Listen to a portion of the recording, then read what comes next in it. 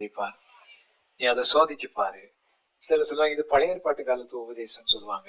ஆண்டவர் இயேசுவே சொல்லியிருக்காரு, நீங்க இதையும் விடாதிருங்கள், அதையும் செய்யுங்க. நீதி, நியாயம் இதெல்லாம் செய்யணும், விசுவாசம் இருக்கணும், ஆனா இதையும் விடக்கூடாது. புதிய ஏற்பாட்டு காலத்து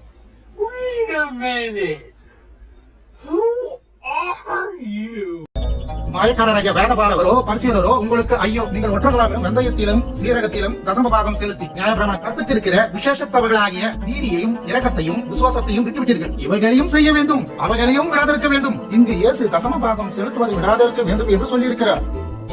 உங்களிடம் நான் ஒரு கேள்வி கேட்கட்டுமா?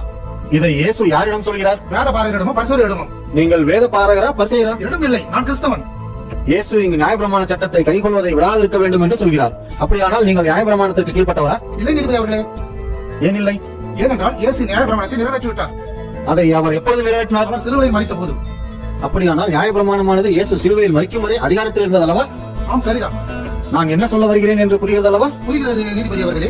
இயேசு மரிக்கும் வரை நியாயப்பிரமாணம் அதிகாரத்தில் இருந்தது. வேதபாரகரும் பரிசேயரும் அதற்கு கீழ்பட்டிருந்த நியாயப்பிரமாணத்தின் சட்டத்தில் ஒரு கட்டளையான தசமபாகத்தை செலுத்த வேண்டிய கட்டாயத்தில் இருந்தார்கள். எப்பொழுது நியாயப்பிரமாணம் நிறைவுற்றதோ அப்பொழுது தசமபாகம் நிறைவுற்றது.